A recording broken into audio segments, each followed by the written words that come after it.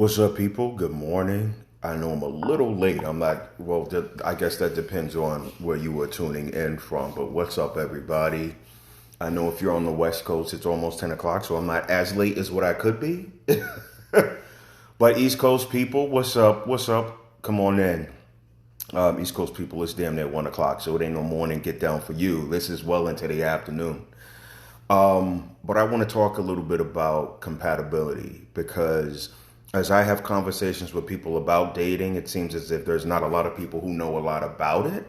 So I kind of want to just kind of chime in and give my little nuggets of wisdom and my gems that I'm going to drop really quickly. This ain't even going to take long, right? Because I know we got short attention spans. We got to keep shit to a minimum. Compatibility. I've never struggled with compatibility in relationships or dating because I think that's what it's about. Dating, courting, courtship, getting to know each other, getting to talk. I don't really think a lot of us do that. I don't. I mean, I do, but in my experiences with talking and getting to know people and really just having these conversations, I see people tend to separate themselves from me. That's because they have hidden agendas. I think that a lot of people don't really want you to discover what they're up to. But the second you start to talk and have conversations, a lot of the shit really just breaks down because they don't really want to come in your life and contribute. They don't want to come in your life and enhance and bring something to the table because they're trying to take and get what they need to get from you so they can move on to the next situation. I call those energy vampires. That's how you really get to the bottom of knowing if you're compatible or not, is to have those conversations, the necessary conversations, and to really sort of not in a way that is a turnoff, but in a way it should be something you make fun or make into a fun experience. Is getting to know that person. And I'm not talking about what's your favorite color, what do you like to do in your spare time. That's light level bullshit. But when you get to the OG age of a particular age, and I'm just going to say over 30, the conversations around compatibility should be a lot deeper. Instead of what's your age, what do you want out of life? What's your relationship like with your family? Do you have, growing up, what was your relationship like with your parents and your siblings? Has it gotten better? Has it evolved? What do you see yourself in with your career? What do you see yourself in terms of how are you active in your community? Would you like to be active in your community? What side of the political spectrum are you on? So you really get to go deeper into some of these conversations. And I think that some people may say, oh, well, that's too deep for me. I sound like I'm on an interview. Run their ass up out of there with those questions. Because you know how many times people have said that shit to me and I've dodged a bullet? When a person responds to you in a way where they are putting up boundaries on very simple questions, you're not compatible with them. And those are mechanisms of distraction so they can prevent you from really exposing what their ulterior motives and agendas are.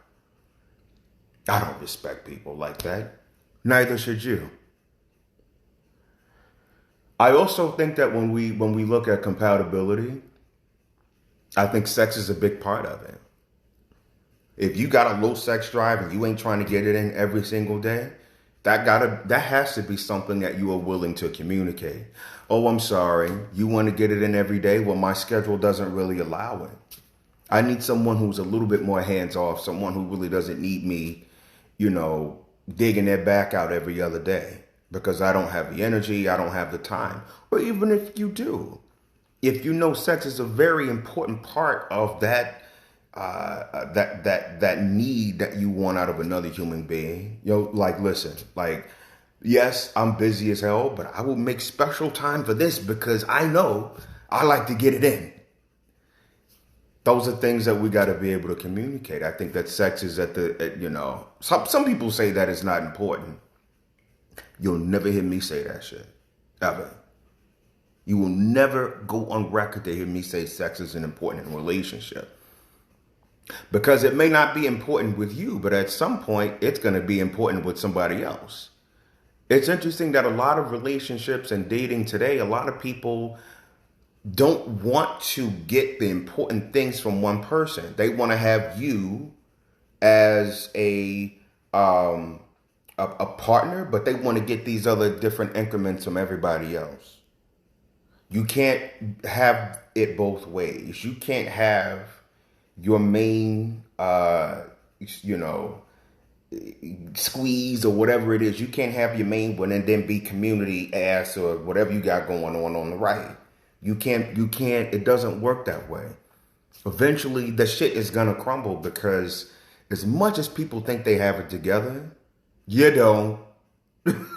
You can't be all things to all people. That's not something that is conducive to compatibility in relationships.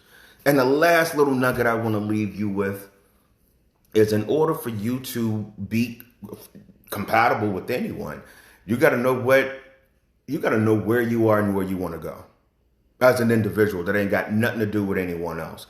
For example, if you know you are a person who eventually you want to get married, you want to settle down, you want to be in a long-term relationship,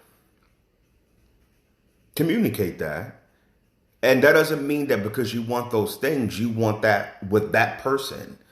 You know what I'm saying? That just means that you are serious enough about yourself, where you are and where you want to go, that there are certain things that have to align in order for you to continue any form of communication with that person. Going forward, I think that's smart. That's an intelligent thing to do, because you got a lot of people out here who they make themselves incompatible because they don't know who they are and they don't know what they want. And in order for them to remove themselves from you, they make it about you. They put it back on you, knowing damn well they don't know who they are. They don't know what they want. Those are worst people to interact with. Because after a certain point, after you've done your work, after you know who you are, when it comes to certain things that you've been through, you know what you want to deal with. You don't want to deal with a motherfucker who have no idea who they are. They can't even answer simple questions directly. But they want to push that shit off on you by taking advantage of you. You don't want to be compatible with people like that. So know who you are. Know where you're going. Know what you need, whether you have someone there or not. You're just looking for someone to step into that space so you can make it work. Not out of a place of desperation. We all know that we're not desperate, because you got random people all over the place that will just step in. And either they'll be who you want them to be or maybe not, but whatever the case is, you don't really need that person. You know what I'm saying? You don't really need them. You desire a healthy, compatible person. With that, everybody enjoy your day. Hope your Monday's starting out to be okay. I know mine is a little, I'm struggling. That's why I got this big ass cup of coffee that I've been sipping on for damn near an hour. So enjoy your day. I'll catch you later. If I know how to shut this shit off. Oh, here it is. Later.